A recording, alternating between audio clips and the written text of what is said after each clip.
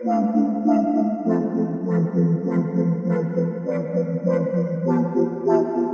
in, ladies and gentlemen, to NBR, or as we like to call it around here, Nothing But Rants, the show where I find topics that I'm oddly passionate about and I pontificate upon them. These are not hot takes, but rather takes that I'm hot about. What's up? You really like that?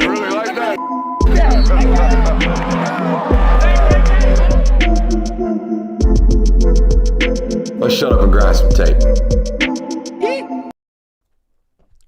What is up, ladies and gentlemen? Welcome in on a wonderful Tuesday evening here on the Film Guy Network. Normally, we bring you some type of after the ranking show type of reaction. Today, a little bit different. We're going to do our standard 8 and 9 o'clock live hours. That's right. If you're new to today's platform, if you have found us today for the first time, we are live every single Monday through Thursday, 8 to 9, talking all things local football here in the state of Georgia, and then mostly dogs. And then we talk all things college football from 9 to 10. So if you're new, thank you and welcome in. We have a tremendous show planned for you guys tonight. We are 11 weeks into the college football season. We have 5, count them, cinco, undefeated teams remaining in college football. And per my count, all right, we have 9 football teams remaining in this world of college football, 11 weeks in, that have a mathematical win-out option to the college football playoff, some needing a little bit more help than others.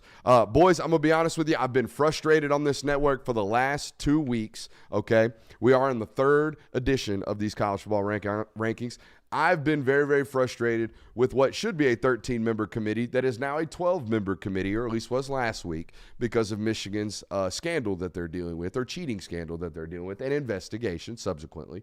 But I've been very, very frustrated with the fact that these 12 committee members have obviously seen the first 2 rankings very, very differently than the rest of the world of college football, even Ohio State fans. And I've been very, very peculiar and very, very critical about the decision to have left them at number 1 the first 2 weeks for this simple reason. When asked man to man, or to a man, I should say is the saying, are they the best football team in college football? Every single person said no. Yet we have 2 editions of the rankings that show us that they thought much, much differently, okay, than the way that we obviously observe the sport that we all love so much. So that, to me, was very, very concerning. And I told you last week when we talked about the rankings, okay, and gave you our initial thoughts. You cannot tell me the first week, second week, third week, none of this shit matters. It's all going to solve itself by the end of the season.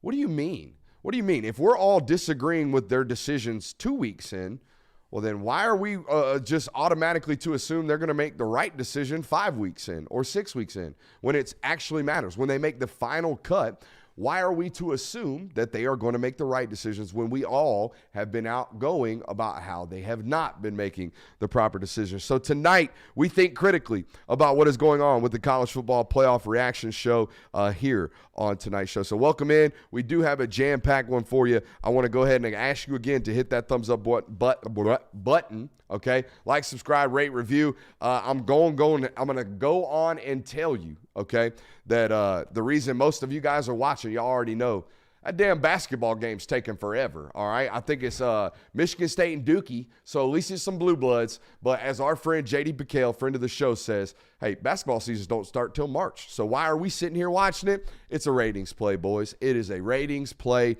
And they fooled themselves. They played themselves. Because you know where the ratings are? The ratings are right here, baby. We got our most watched and most active national hour here. Again, if you're new, if you have found us, we do this every Monday through Thursday, 9 to 10 p.m. Boys, welcome in. It's a beautiful Tuesday. How we doing? Doing fantastic. Doing great, really intrigued to see what the rankings look like this week, because we said it last week, the rankings probably should have moved. I know there were some differing opinions, but this week, this is the week that there definitely needs to be some change, in my opinion. So it's really interesting to see what the committee does this time. All right, man. Last week, you were Mr. Ohio State. You were Mr. Buckeye, capital B. What's your thoughts today? I would say that. I would say Georgia should be the number 1 team. And if they're not? The committee got it wrong.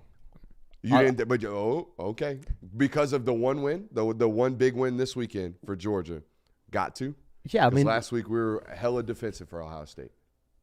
look, I was defensive in the fact that what Georgia did against Missouri wasn't enough for me to say, okay, that's the clear and cut number one team. When you beat the number 9 team in the country by 35 points, 5 touchdowns, you have to be the number one team. Could have scored 70. Yeah, you could have put up as many points as you want. You pulled starters in the midway through the fourth quarter. So it's like, yes, Georgia clearly showed they're the number one team this week. Bro, there's a minute and 22 seconds in this basketball game left.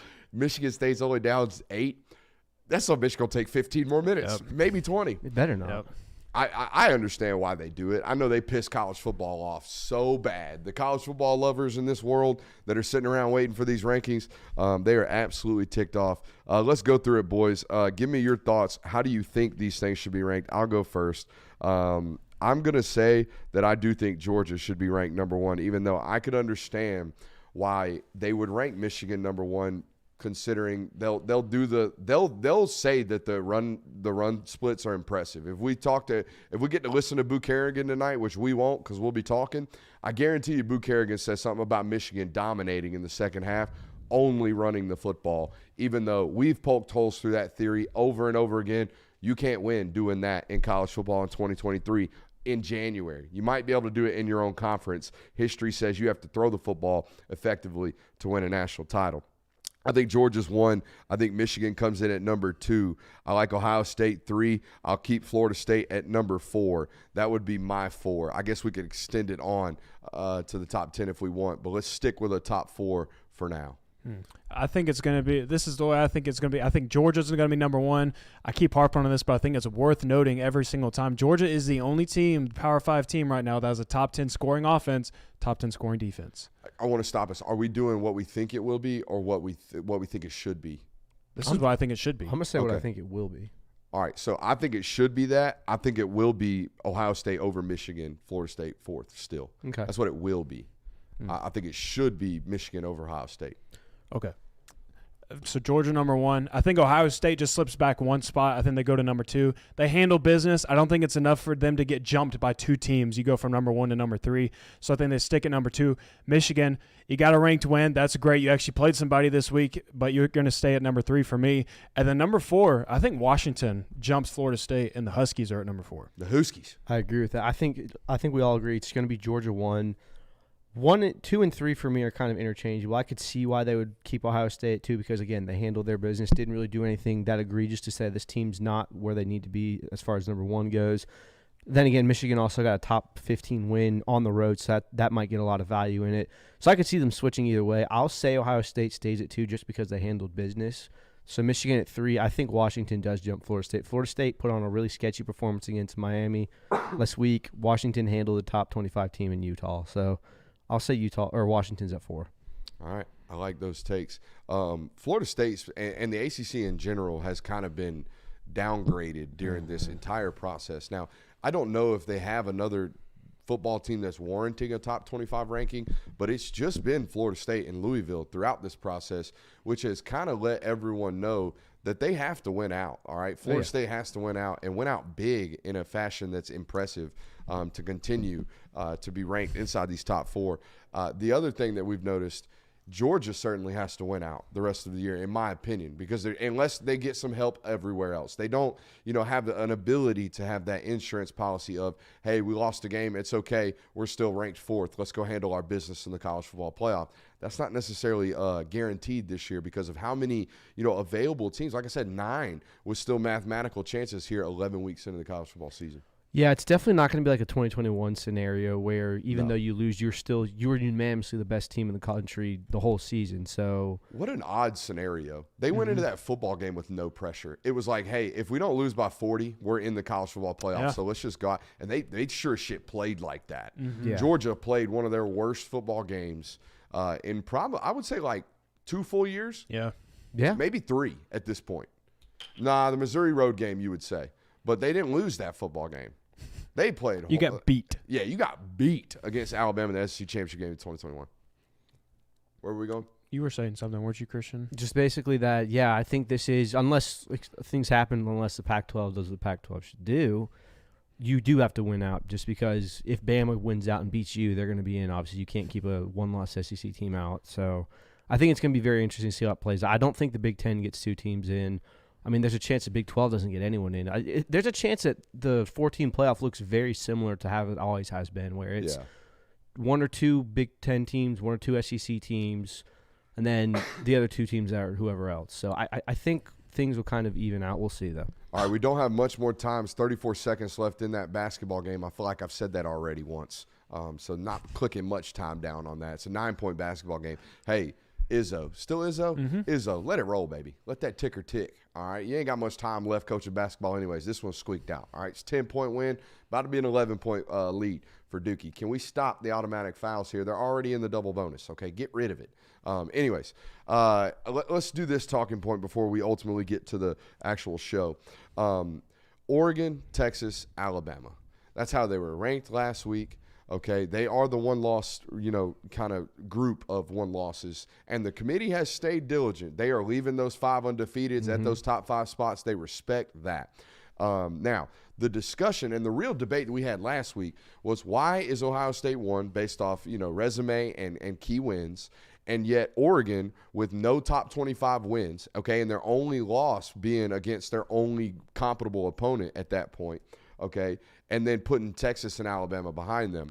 My question to you guys is what happens at, what is presumably 6, 7, and 8 this week in the college football rankings? I think the committee's valuing consistency. That Oregon has a loss to virtually the only good team they've played, but they beat the shit out of every other team they've played. Whereas Alabama, you struggle against USF. You don't look good in certain games. Texas, you've had a bunch of squeakers lately. You lost to Oklahoma, whereas Oregon has been consistent throughout. In that Washington game, they did lose, but it was a 3-point game on the road. You're a missed field goal away from that game going to overtime and you possibly winning. So I think that's why Oregon's at 6 right now. Yeah, I don't think that they're going to change those teams, to be honest. I think they're going to continue to remain the same. And I think it's largely due to the fact, and I kind of hate saying this, of saying that we're just going to look to the future because we know the future is going to take care of this. But we know that Texas, we're going to figure out what happens to them later on. Oregon, they're probably going to get a chance to avenge their loss against Washington.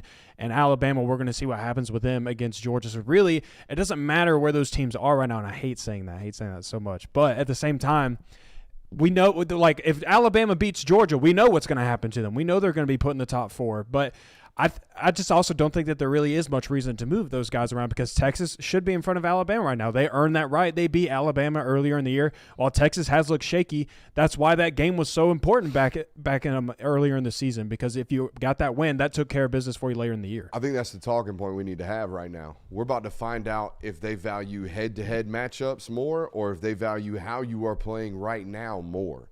All right, because that's the discussion right here. Because you can't tell me Alabama's not playing better football than Texas. I just watched Texas give up a bunch of explosives in the second half and squeak out a win for the second week in a row against a Big 12 team with multiple losses. Okay, Alabama, on the other hand, went on the road this weekend against Kentucky and handled business. They were up 28 points, I believe, in the first half, like that. All right, so that to me is the talking point this week that we're going to find out really, really quickly with these one losses. Not, hey, who do you favor? What are you doing? Are you being consistent? We're going to find out whether or not they value the head-to-head matchups with particularly Texas and Alabama with regards to, hey, where do they rank them between 7 and 8? Because I'm with y'all. I think they leave Oregon at 6 after that win at home against USC, which, by the way, if you watch that football game, they could have won, I felt like, by like 21, 25 points or something like that. For sure. They just kind of sat on their hands in the second half. Definitely hit cruise control towards the end of that game, which, I don't blame you. You had it in the bag. Got a whole bunch of people up in here. Make sure you're hitting that thumbs up button. And if you are new, again, I'm going to tell you again, make sure you're subscribing. We talk college football. If you like anything you've heard, okay, tonight we talk college football 9 to 10 every single night, Monday through Thursday here on the channel with a litany of other type of content. That game has hit a final. If you're a Duke fan, you won your first game of the third game of the season. Second. Who'd they lose to? Don't care. Basketball. Duke won 11 points. Hey, whatever. Man, come on now. I just don't watch hoops. I can't get into it. You know what? Not a Georgia show. It's a national show. I was about to say, shouts out to Mike White. I got asked for the first time in my career on the radio the other day about Georgia hoops. And on live radio, I told Mans, you got the wrong guy, brother. I don't know nothing about that round thing that bounces up and down, all right? We know about that oddly shaped oblong ball, okay, that bounces a little funny, a.k.a. a foosball.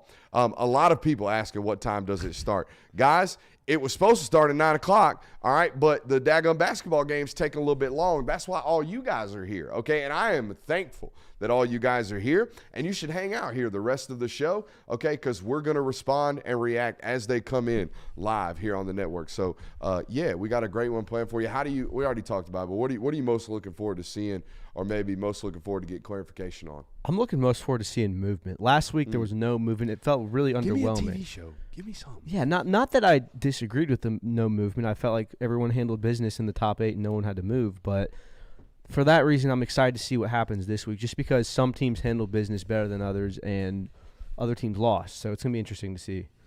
Yeah, I mean, like I said, this is the week for some type of movement to happen. If it's not going to happen this week, I don't know if it's ever going to happen. I think at that point, if we don't see a whole lot of movement in the top 4 or even in the top 6 or whatnot, then we're just kind of being told, just keep winning and things are going to stay the same. You know, if everybody keeps winning, then this is how the top 4 is going to shake out. We kind of know. But I also think that this is a rankings week where we're going to really learn about where these teams are going to be placed, how they favor each conference now. Because, you know, there for a little bit we were saying we're kind of figuring out what they think about the SEC. Now I think they're starting to get some more respect for the top 2 teams in that conference. So really interested to see how the committee is going to shake things out. I think we finally see some movement as the show kicks off right there, and we start to see some trinkling, some folks leaving and going over to ESPN. That's fine. I get it. Well, stick here, okay? Non-bias, all right? We're going to try our best. I'm interested to see what they say about the Michigan situation, and I'm also interested because the suspension was 3 games regular season. All right, now, if you read the reporting, again, if you actually did some reading, if you read the reporting that came out about the Michigan investigation from the Big Ten, in that letter, that 10-page letter from Michigan to the Big Ten, the lawyer of Jim Harbaugh noted that the investigation from the NCAA would come to a conclusion at some point, quote, this fall. Now, what does that mean? I don't know. I would assume it means before January, right? Technically, that's winter. I mean, technically, we're schmoozing into winter anyways. But this fall would mean some type of this season announcement. I think that might be why the Big Ten made the announcement that they did last week and just got out in front and said, hey, he's definitely suspended for the regular season. We'll let the NCAA decide whether or not he's eligible for the college football playoff. That would drastically change things in terms of their efficiency in those football games. I'm worried about it for them against Ohio State because I think Marvin Harrison is talented enough, and Kyle McCord looked much better against Michigan State. Granted, they're a bad football team, but he looked much better this weekend and much more confident as a quarterback. You're not just going to be able to squat on the football in the second half against an Ohio State football team who's really, really talented. So I'm interested to see we're not going to be able to hear it, but I'm interested to see what they say on social media and forth about the Michigan scandal and how they're going to handle it. Yeah, and I think one thing with Jim Harbaugh not being there for that Michigan-Ohio State game is those are the types of games where head coaching decisions and in-game decisions and decision-making really come down to the wire, and they hold high importance of when you call timeouts and things like that. So I think if there is a game where that's going to have a huge impact, it is going to be in that football game. So I'm always interested to see what people have to say, especially the committee in this scenario have to say about Michigan in the situation. So do you think that the committee is going to value that win more? Because you can say, oh, well, they went in that game without their head coach, and they still performed that well. This is the weird thing about this whole entire process, because we don't have a consistent set of criteria. Mm-hmm. Yeah. Because I think like for the first 4 or 5 years, all I remember hearing about is the eye test, the eye test, the eye test, the eye test. And like, what does that mean? That basically means like, hey, who do you think is basically the best team right now? What's your gut? What's your graphics utilization tactics tell you about the slate of college football right now?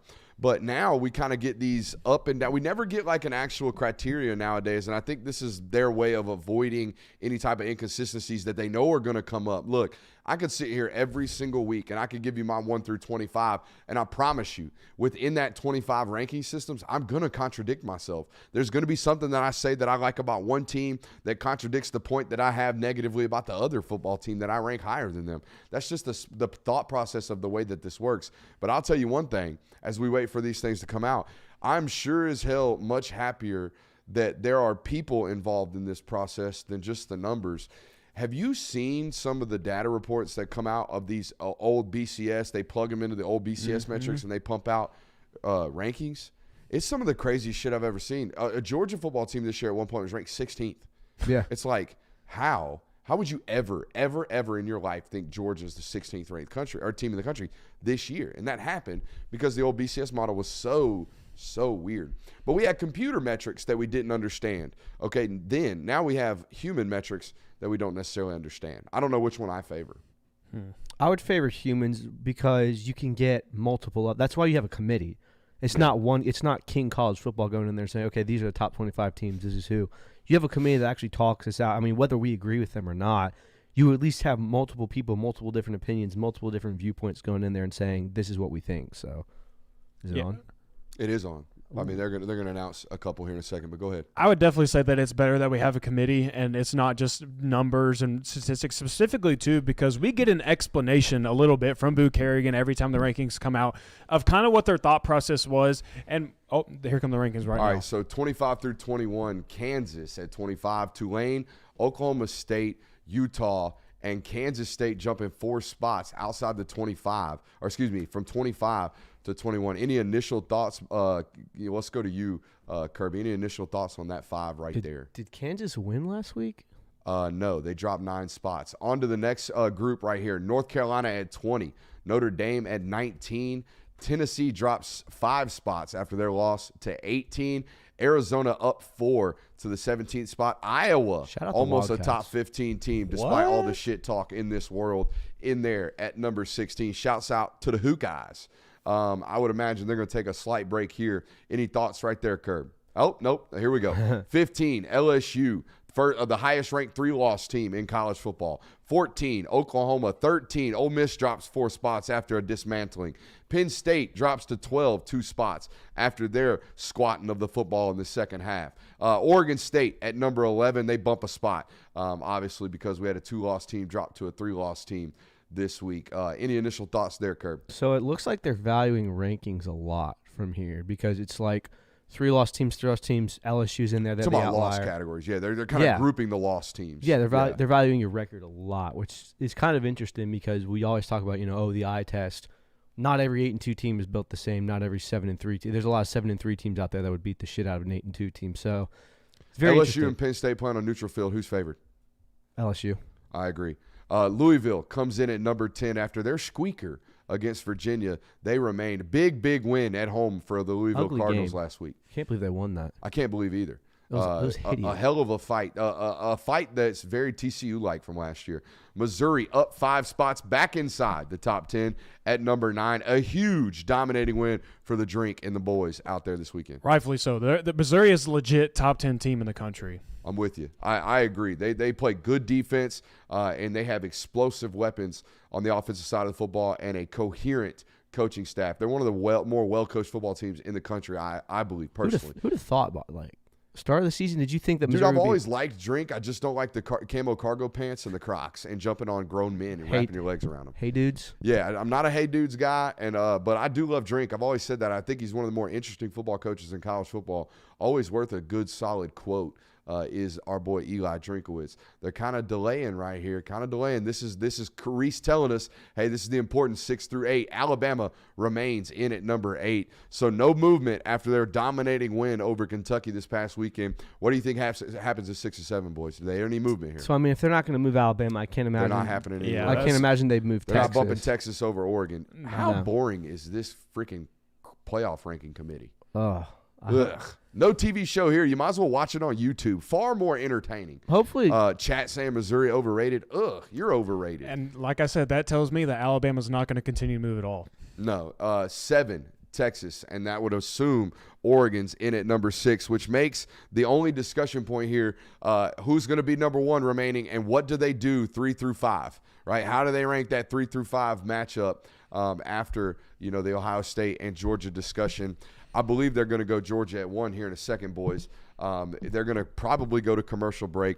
We have that article out on SI.com right now over on Dogs Daily, so I'm just going to give the brief rundown and synopsis because we have a big, massive chat going on right now. We got a bunch of people watching, so make sure you're hitting that thumbs up button, like, subscribing, rate, and review, and we do this every single week, Monday through Thursday, live, 9 to 10, talking all things college football. Kansas, Tulane, Oklahoma State, Utah, Kansas State, North Carolina, Notre Dame, Tennessee, Arizona, Iowa, LSU, Oklahoma, Ole Miss, Penn State, Oregon State, Louisville, Missouri, Alabama, and Texas right now with the top 6 coming up in just a little bit. Oklahoma State, you don't deserve to be a top 25 team. No. My opinion. No, I mean, You got thrashed by UCF. Yeah. is that a testament to Utah, you don't deserve to be a top 25 team, in my opinion. Really, you don't think so? I mean, there's just no offense there anymore, man. There's just nothing. Yeah, but I mean, Iowa's top 16. That's fair. They're number 16. They have less of an offense. Hell of defense, though.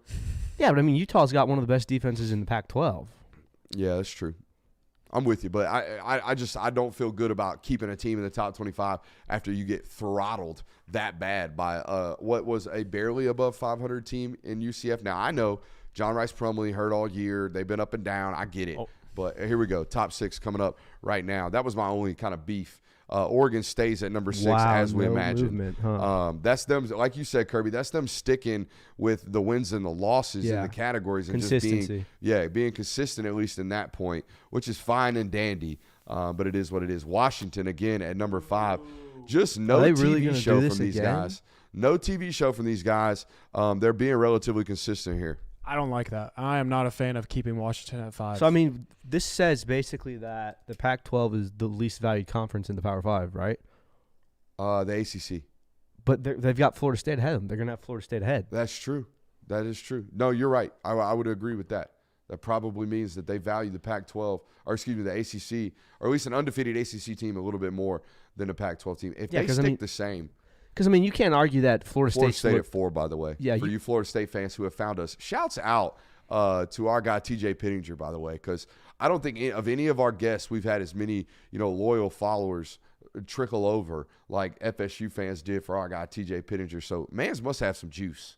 Let's go on to number 3. Come on, man. I got a bad feeling now. Michigan in at number 3. What's your bad feeling? They're going to stick with it? Yeah, they're not going to change anything. Yeah, I'm kind of worried now. What I mean, it just makes no sense. I might blow a gasket on live television right now if they leave Ohio State at number 1. I might join you. It can't happen. If we have Ohio State coming in at number 2, that solves everything. Michigan, if I didn't say it, they came in at number 3 right there. I would imagine Reese is doing some humble about the scandal before he relieves. Reese be getting after him before he reveals who number 2 is, because it's the only debate remaining. Guys, are they going to stick with the same? What do you think? It's looking like it. I'm kind of worried now. They honestly. haven't moved. 8 through 3 has been identical to last week. Yeah, it's kind of weird. I mean, yeah, everyone won in that, but the wins. UGA at number 1, Ohio State at number 2. Brett McMurphy just spoiled it. So shouts out to us for being here on the network, because you just got some early intel. Ohio State comes in at number 2. They are down 1 spot. Georgia takes over the number 1 spot in college football. I would imagine Ethan's got that article ready. Go ahead and release that one as well. Sorry to produce you while producing you. Hey, we got 800 folks in the chat right now. Make sure you're hitting that thumbs up button, like, subscribe, and rate, review. And guys, any thoughts on Georgia being ranked the number 1 football team in the country? We thought it was going to happen. We knew it was going to happen. It's rightfully deserved. Thoughts? Yeah, I mean, the committee got it right when it comes to the top 4. About damn time. Yeah, but I'm kind of – I see the model that they're going through where we're going to value consistency and head-to-head matchups. Obviously, that's why Texas is ahead of Bama. That's why Washington's ahead of Oregon. But it's boring, man. It is very boring. But the only movement that I agree with the movement, obviously, of Georgia to number 1. The Big Ten stuff's going to figure itself out. I think Michigan's going to beat Ohio State, even because that game's at home. Really first true road test for Kyle McCord as a starter, and it's going to be hostile in that environment. So that'll solve itself out. I thought the non-movement of Texas and Alabama tells me that they still do respect the head-to-head matchups. But I think that's the only head-to-head matchup that we're going to have that doesn't ultimately get avenged in this kind of debate, right? Because Washington and Oregon are going to play each other. Outside of that, the head-to-heads don't matter at all. I think the committee is also leaving the door open for teams to jump, because obviously Georgia and Bama are going to play now. If Bama beats Georgia, they're going to jump Texas. Yeah. Same for if Oregon beats Washington, they're going to jump into the top 4. So I think the committee's kind of leaving the door open at this point, just because the matchups that you have down the road. Boy, Texas fans are going to be in a real predicament bitching about the SEC getting in over them, okay, if Alabama beats Georgia. Listen to this. If Alabama beats Georgia, they're 12-1, okay? Texas is 12-1. They get through the Big 12, and then the College Football Playoff Committee takes Alabama. If that were to be the case, Texas fans are going to be sitting there talking about brand loyalty and conference alliance and all this good stuff. It's a fix. Except they just paid $75 million to get into that conference. So, like, what are you going to do with your opinions on that one? That's going to be quite a little debate. But, hey, like I said, there is precedence here. They like the head-to-head matchup right now. They've been favoring it the whole time. But, man, you'd be hard-pressed to keep Alabama out if they beat the number one team in the country. Yeah. Yeah, I don't know how you can. That would really suck as a Texas fan to do what a lot of teams have failed to do over the last 10 years of beating Alabama, and it ultimately not matter for you because they would jump in and be in the college football playoff. But you have to respect that. With Georgia being the number one team now, even if they were number two when they played in the SEC championship game, if Alabama were to beat them, you have to acknowledge that and you have to admire that more than what Texas has done after being Alabama. They're trying to do an offense versus defense or a defensive comparison right now on their broadcast between Ohio State and Georgia. And Ohio State, I've been talking about this. They are a top 10, top 5 defense in all of college football. They rank in the top 5 in every single statistical category. They've played exceptionally well.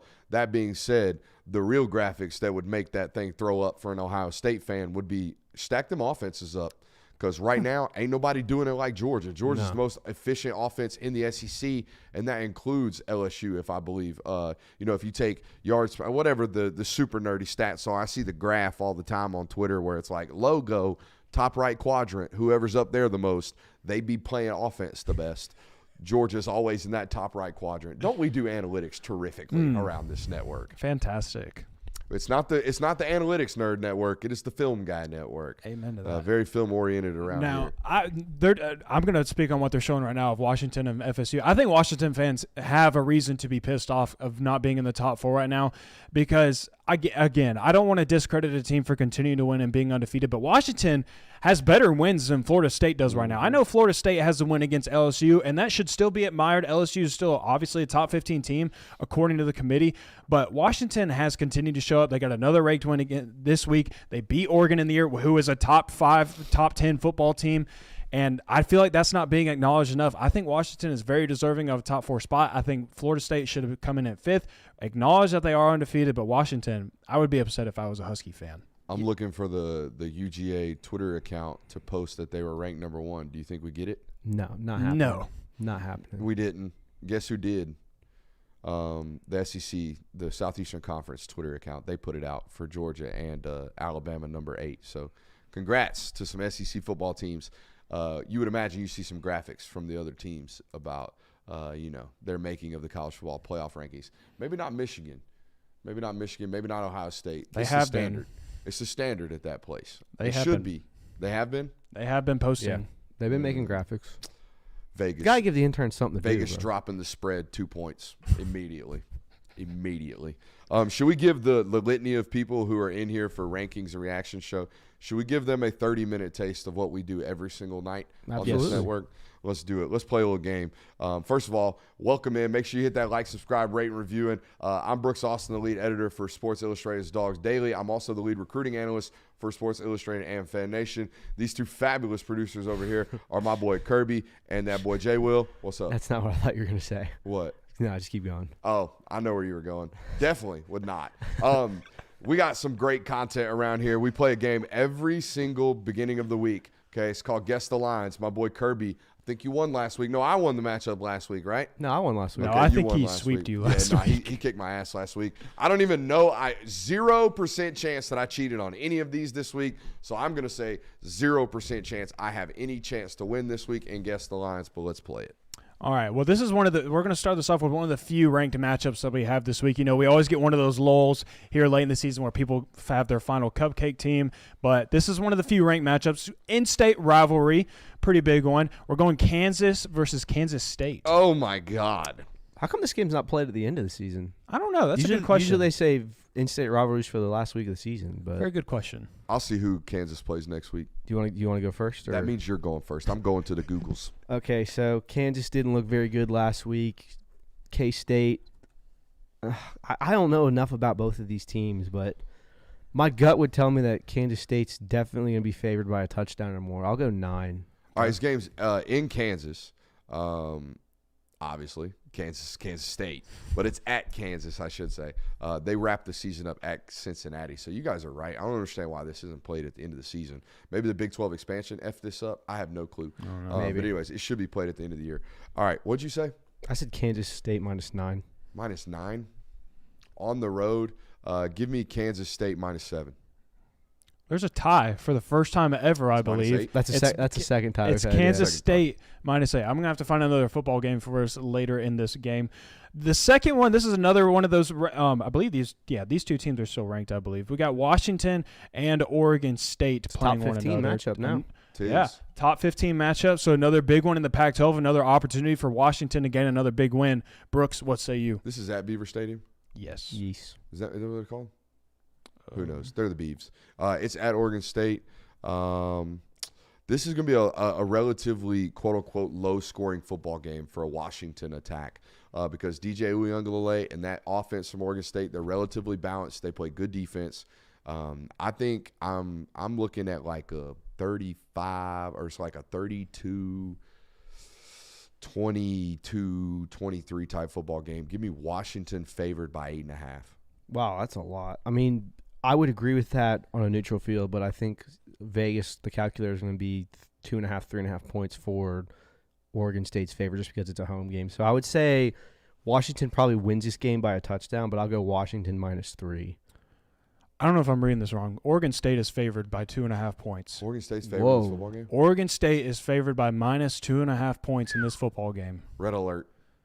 Red alert. Vegas knows something you don't. Yeah, Stay there's the hell away. something Stay weird. the hell away, folks. Don't What be putting the money on this heck? one. Pac-12 is going to do it. That is Pac-12's going to do The it? Pac-12 's Man, finally that's gonna- going to make your jollies just so happy. I'm going to be so happy if that You'd be happens. so that is pleased. wild.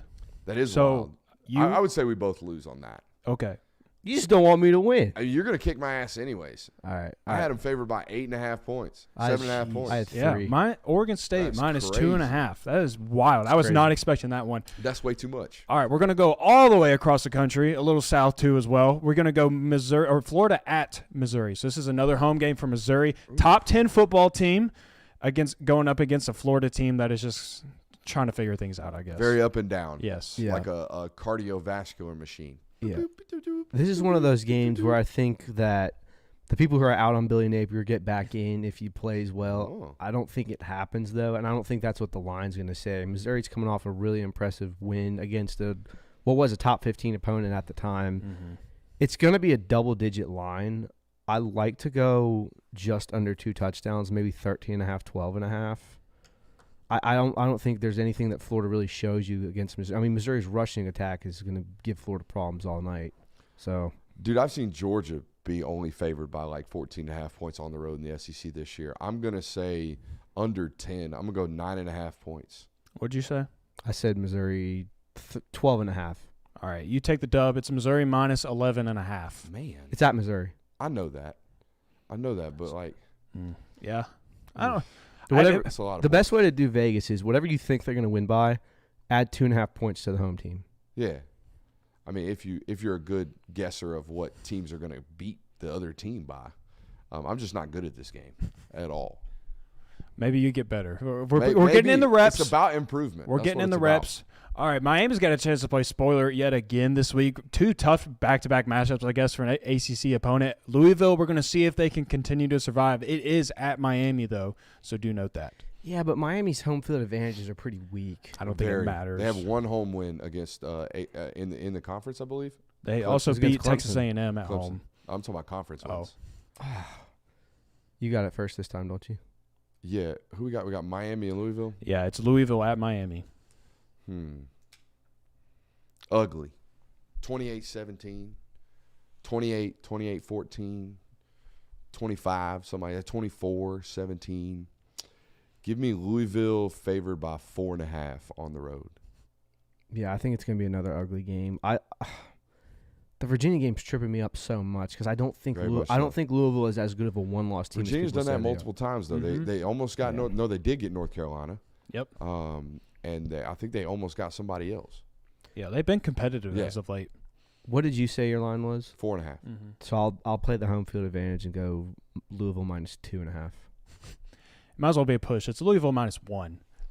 So we got a top 10 team playing an unranked team. I know on the road, and Louisville's -1. That's That's Vegas doing the talent weight or talent Yeah. discrepancy, right? Mm-hmm. You would believe that even in Miami's down years, they're going to be more talented across the board. That's also Vegas trying to get casual bettors to go, oh my God, number 10 Yeah. versus an unranked team. Logo So lookers. what I'm hearing is Miami's probably going to win this game. Maybe. I want to give a quick shout out to what Jeff Brom has done, though. I think a lot of people forget that's his first year Yes. back at that program, and he's done an exceptional job. Lost their starting quarterback. Yeah, man. He's gone through all kinds of stuff and managed to continue to win football games. I think it's safe to say really good football coach, and is at his alma mater. We're starting to see this a little bit more in college football where these certified and verified head coaches go back to their alma maters and they seem relatively happy and healthy while doing so. So, I do like Louisville in that football game, though. This next one, man, if you had showed this preseason, you would have thought this would have been one for the ages here late in the season. In Week 12, this would have been a primetime matchup, you would have thought. Now, at this point in the season, you're almost just kind of like, probably won't watch it. But we got UNC at Clemson. Ooh. Could have been such a What could powerhouse have been? ACC What could have matchup been? until both these teams decide they're going to shit the bed. You said it's at Clemson, right? Correct. Yes. So that's +2 for Clemson. I think I believe Clemson finishes the season at home, don't they? Yes. I think they play South Carolina at home as well. Yeah, I mean, I think what you have in Drake May, obviously Drake May is always going to be a problem for opposing defenses. Clemson's one of the better defenses to go against, though. That O-line and offense is going to be very weak. It's probably going to be a lower scoring game. I would go Clemson minus a touchdown, -7. That's a lot. I like Clemson you said -7. Give it to me -6.5. I'll take the under. You said minus Well, 6.5? Yeah. Oh, you got it right on the head. I went right underneath him. It's Clemson -6.5. Damn it, Interesting line. UNC's the ranked opponent, but again, Clemson at home also probably has a talent advantage as well, so they get the nod there and the advantage. So Brooks on the board. Look at that. All right, this last one, another interesting matchup. Really doesn't have any weight in regard to what postseason play is going to look like, but another one of those matchups where at this week and what the slate looks like, you're going to take it, and you're probably going to end up watching this game late at night. Utah at Arizona. Yeah, I'm up. Yep. I like what Arizona's been doing lately. I've been good late Pac-12 watch. How about honestly. them making themselves a top 25 How about them team? Wildcats? I mean, for real. How about Jed Fish? I said it on the VSIN, or the VSIN is what they call it, the gambling network out there in Las Vegas. I said it today. If I was Texas A&M, that's who I would try to hire. You don't have to do all this fancy shit. You don't have to go out and get this crazy big name. How about you go out and get a good football coach? How about you go out and get somebody that can show that they can win? Jed Fish has shown that he can be a competitive winner at Arizona. And by the way, built it ground up, and this is not one of these guys that we hear about. I mean, he had some transfer activity and some transfer portal stuff, but it's not like he's just doing it the hard way or doing it this new revolutionary way. He's just coaching good football. You know what I mean? Taking what he's got and developing the quarterback and the offense into something that's relatively high potent over the last several weeks. Shouts out to Arizona. That being said, okay, I like Utah favored in this game by 2 points. Yeah, I think the fact that it's at Utah is going to at Arizona is going to make it a push. You said 2 points? I'm going to undercut you now and go Utah -1. Well, you almost had it on the head, but it's Arizona -1 actually. Oh, damn. What a bunch of pansies Vegas is out there. Dude, I would stay away from this slate Don't touch that completely game. after looking at those lines. Yeah, no, those are rough. Those are really, really rough. Oh, man, especially that Oregon State one. It's a I don't tough- know what the heck is going on there. It's a tough week to be a better in this because know- there's a lot of games where it's like, you don't really know what's going on. Not a lot of top 25 matchups. I'll never forget, there was these Pac-12 games, and my dad's the gambler in the family. I'm not. But I'll never forget, I called my dad one time, and I was like, Dad, this line, it makes no sense. Like, you should absolutely hammer USC. Like, why would Utah be favored on the road? Like, what's going on? And he said, hey, whoa, Vegas knows something. They ain't stupid. You know what I mean? They got you. And this is one of those situations where I wouldn't be surprised if they might know something. Like, if Oregon State came out and rolled in this football game, come back to this sound. And remember that Brooksy told you Vegas knew something, because everything in your mama, everything in your right mind makes you think that Washington, the undefeated football team, should be favored over this Oregon State football team, who kind of, I'm not going to say struggles to score, but against Power 5 opponents, they don't put it up like Washington has this year. A little fishy. little fish right there around that line out there at Oregon State. We are done with Guess the Lines and Kirby for what, 3 weeks in a row? Just getting that ass. You know, I had to ask him before the show. I was like, "Are you cheating?" Yeah, that's what I said. bro. I was like, What the "Look, heck? I don't want to. I said I'm not accusing you of stealing cheating."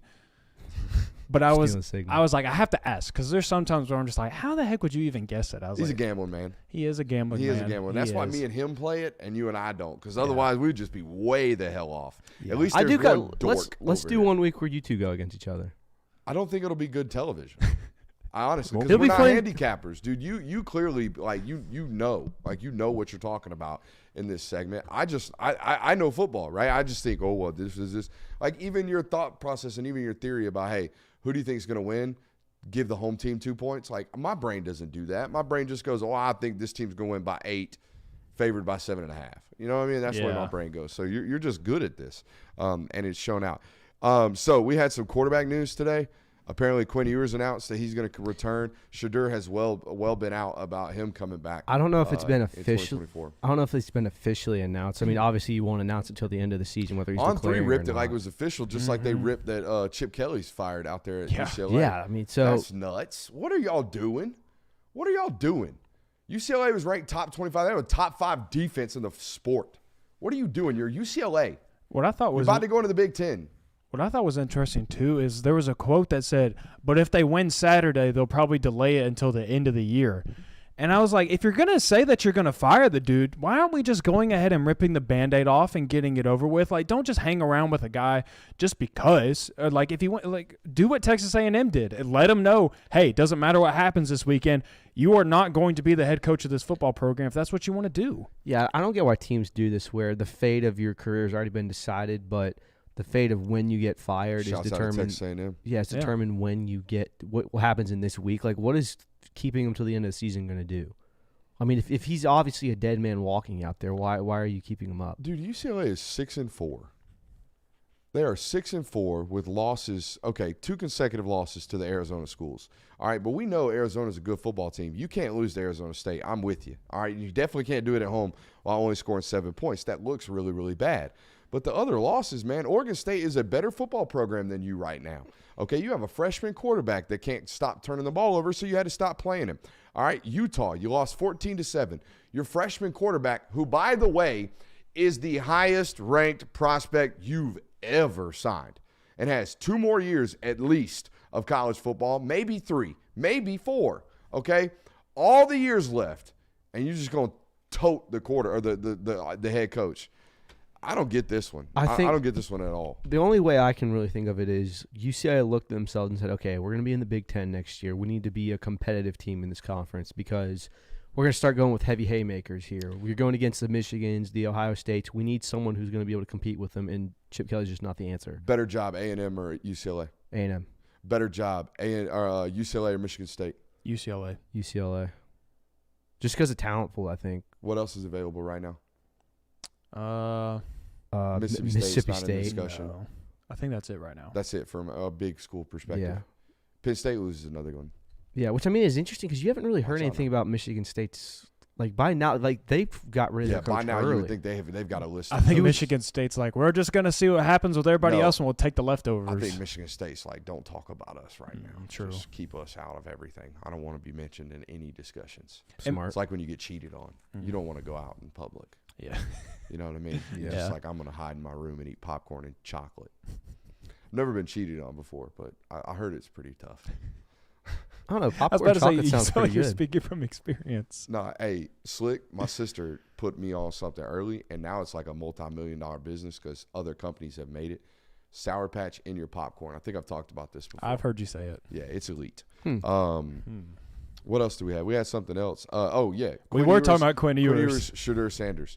What are our thoughts? I think it kind of clogs up Texas. I think you see some portal entry from Malik Murphy. Yeah, I was also thinking about what does this do to the 2024 class where you've got fringe guys where like maybe like a Carson Beck You or mean other the 5 class? This is the the 2024 class. 2024 draft class. This is the 2024 draft class. That's what I'm The saying. draft is in April. You're talking about the guys that are going to come back next year. That draft class, that's 2025. I mean, yes, inadvertently, yes. I mean, do you see some people who wouldn't go yes, would decide they are going to like a Carson Beck? Does he now decide, okay, Quinn Ewers, Shedeur Sanders, two guys that were Oh, fringe first round. Does he now enter the draft? I see what you're saying. Okay. Yeah. No, because I think it's still really, really heavy. And I want to speak on what you just hit on. Of everybody's asking the wrong question of Texas of what happens to Arch Manning. It is what happens to it's Malik Murphy. Mm-hmm. He's the guy that is second on the depth chart. If Quinn Ewers comes back, then he has to go somewhere. He was the one and done opportunity. Mm-hmm. You know what I mean? You go out and have a great year under Sark's, system. We force you out anyways because Arch Manning has to play by year 3. Mm-hmm. Like, that's the casualty. Yep. That career at Texas has probably got writing on the wall. That being said, they kept him this year. Mm-hmm. You know what I mean? There's probably a lot of tampering going on right about now. Oh, yeah. There's some phone calls to some quarterback trainers right now. I guarantee it. I thought it was interesting. If he does indeed end up coming back to Texas, I find it a little interesting just because I don't know if Quinn Ewers' stock is going to get any higher, to be honest. And especially with kind of the injury history that he's had, and I don't like saying people are injury prone, but he has had history with injuries and he's missed some games, shoulder injuries. I mean, your stock right now is what it is. It's still really good stock. I mean, it's not like people are saying, "Oh, that's 4th round draft pick." Like there's this many guys ahead of him. They're saying that you're probably going to be the 5th, 6th quarterback taken off the board, or maybe a little bit higher, maybe in the 4th. I would just go ahead and take that now. I don't see that you coming back next year. I don't see that propelling you automatically to the number 1 prospect. Well, I mean, think about this, though. If he does go against an SEC schedule and ball out, if you go against Alabama and beat them again, and you play Georgia and do well against what is probably arguably going to be the best defense in the country, and you go, I mean, what can that do for your stock? So, I would also say that I would also like to look at the talent that Texas is going to lose offensively. Oh, absolutely. But I'm saying defensively. from that perspective, if you boys can, are having a tremendous conversation right now, but our chat is having some what do you call them, conspiracy theory discussions right now. I couldn't keep up with it. That are delightful. They're in there talking about how Georgia lost to Bama in 2021 for 25 million reasons. You know what that's in reference to, right? That's in reference to the college football playoff revenue split that you get if you make it. Oh. So your conference gets a $25 million check for each conference member that makes the college football playoff. So there was a $25 million check on the line if both SEC football teams made the college football playoff. I don't like to believe that all this tampering goes on and all this kind of stuff happens, but it's fun to think about. It's really would put it out of the equation totally. Because I mean, in that not them dogs, but the last documentary, what? USC fans in here, nuts. What's up, USC fans? Anyways, go ahead.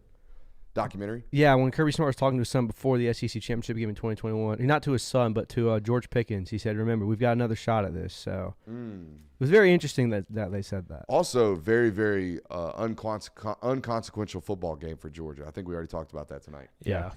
That was a weird feeling of like typically when you go up against Alabama, it's like do or die. Yeah, whoever wins lose his by football 30. game gets all the bragging rights. And for Georgia fans, it's like, would love to win, obviously, and knock Alabama out of the equation, but we'll get a reshot. What y'all just heard live here on the network is not only Jonathan's impersonation of dumb SEC fan, it's also his impersonation of me. That's about what he gives when he impersonates me. That or like chain-smoking guy who just woke up off a straight-up hangover, which checks out or had checked out at that time of our life. So it is what it is. Where should we go next, boys? The Shedeur Sanders news, we kind of expected that, right? Yeah, I mean, also think Texas A&M fired their guy one like cycle too soon. Because I do think Dion would have just been the ultimate mercenary at a program like Texas A&M. You just give him an endless budget, and he's gonna fuck around and find out. There's one. There's one. He's gonna go get him some. You know what I mean? He's gonna go get some superstars at Texas A&M with that kind of budget. And that's why I mean, is Deion Sanders? Would Deion Sanders be the long term? I mean, is Deion Sanders the guy to win you a national title? I don't know who the guy at Texas A&M is. I don't think they can ever find him. That's the problem. And sure even when they can. do, Bama just hires him because they won't, break the color barrier. Oh, that's what happened. what do you mean? That's why Bear Bryant left Texas A&M. One of the reasons. Oh, okay. Yeah. That's why I thought it was funny that people were linking Dabo Swinney's name to the Texas A&M job because I just think me picturing anti-NIL Dabo Swinney at Texas A&M is like, dude, you're going to create a nuclear bomb or something. No, that was people just going, hey, Clemson's a lot like a cult. Dabo Swinney would be perfect for A&M. Oh. What if we got a bunch of dudes in weird overalls to storm the field after every game? Better yet, during the Halloween times, we'll make them wear all white. And have them carry pitchforks and well-lit torches. Oh. That'll look great. You haven't seen these? I've heard that. There's footage and photos of Midnight Yell, for some reason, decked out in all white. And I just don't know why you would ever walk yourself into that discussion unless you're Texas A&M. It's tradition, man. You got to respect tradition. Tradition, baby. Dipping into the history books there a little bit. We have weird traditions. Texas A&M. Application part 2 for Midnight Yell. Of all these games this week, what do you think is the biggest sleeper matchup that's going to be like a good game to watch? Because there's not a lot of meat on this bone. Me, teacher. Yes. Sleeper please. game? Go ahead. Iowa versus Illinois. Oh, my No, God. not 12 sleep, total points. not sleeper, and you're going to fall asleep watching it. Sleeper and like you're not paying attention. It might be a really good game. Did you guys schedule that? Misunderstood the on your way over question. here? No. That's pretty good. What's your answer? Just my, that one? my legitimate answer is Texas versus Iowa State. And the reason being is because Iowa State's playing good football as of late. They won 4 out of their last 5, and they've been putting up some solid points. Texas, one of these teams that's kind of been up and down. We kind of predicted them to have some close games. They were close against TCU, and this might be a week where the Cyclones whirl them up in that little cyclone and spit them out way back out of the rankings. What was the way back? Because it's a cyclone. Oh, I get it. Like when something gets sucked up in the I cyclone. thought you were doing some yell leader shit. What? Feels like you're being a yell leader there. I don't know why I want to do this, but can we talk about how Washington State's lost 6 games in a row after opening up 4-0 and being in the top 25? I have a confession to make, actually. What? About teams that have just kind of fallen off. I talked to Christian about he told this. me about this. So I think we was like 3 weeks into the season, and we were talking about who's the most overrated team and who's the most underrated team. I put my faith and belief in the Syracuse Orange. Ooh. They then proceeded to lose 5 straight games after being undefeated and were dead last in the ACC for a little bit there. So that's some good stuff. Somebody's going to get off the floor mat today or this weekend. Washington State, Colorado. Somebody going to get up off that mat and win a football game because I think Colorado's on a very similar streak, aren't they? Let's see here. Yeah, I don't think Colorado's won since – I think Colorado's lost every game since Stanford. Yeah. They're 4. Yeah, they've lost 6 in a row. Really? Or 5 in a row. Yeah. 4 in a row. They've lost 4 in a row. They beat Arizona State. Colorado's kind of returned to the state it was prior to the season for me of they just kind of don't exist anymore to me. How weird was that how 5 weeks ago the entire national media could not get enough of Deion Sanders in Colorado? Oh, it'll come back around. Nah. As soon as the offseason hits. They've lost 6 of 7. As soon as he lands an elite transfer, it'll happen. Yeah, but here's the problem. I think you got the public enough the first time where people are like, hey, wait a minute, Colorado, Deion Sanders first year, they're kind of good. You duped them enough. Yeah, but like people aren't going to buy into it as much next year. Whereas like people are, it's still Deion Sanders, it's still Colorado, they still stink. Man, I just want them to win again so I can see the shadur. No. We haven't seen the shadur since Arizona State. Someone stole his shadur. That's why. Yeah, did we ever get to the bottom of that? Yeah, did you see who it was? Dude, it's wild story. So I don't know if UCLA came out and admitted it, but it was the recruits that were on a visit to UCLA were the ones that were stealing the stuff out of the locker. Yeah. Did they file charges? I'd have to imagine so. But I would assume so. Could you imagine being a 4-star recruit? That's exactly what I said. Could you imagine being a 4-star recruit going to a UCLA Colorado game and getting duped up into this stuff? That would suck. Yeah, it's tough. It's just poor decision making. Mm-hmm. What are you doing in the Really visitors' poor locker room, though, is my question. On a game day. Robbing and stealing, cuz. That's Going what to you're check doing. that drip. Yeah, bro. You ain't see that shadur. I need that. I need that right now. I need that rollie or whatever he wears. It's not a rollie. No. It's a Balenciaga. It's a Timex. I don't know. It's a Timex. A Swiss. I'm good. I'm good to wrap it up for tonight. I know we have a record number right now in the live chat, and that's fine. But I'm not going to sit here and drag out purposes. So I appreciate you guys, man. Hey, if you watched any portion of tonight's show and this is your first time, this is your introduction to the Film Guy Network, please like, subscribe, rate, review, all that good stuff. We do this every single Monday through Thursday, okay, 9 to 10. We talk all things college football. We do it in our very unique way. We do it in our very own way, okay? And we would really, really greatly appreciate it if you stick around with us because we are a rocket ship, all right? We're a Buffalo, all right? We're taking off, all right? Just crossed over 17,000 subscribers, and we're coming, all right? We are coming for the top. We appreciate you guys for being here. Love you. We'll see you tomorrow.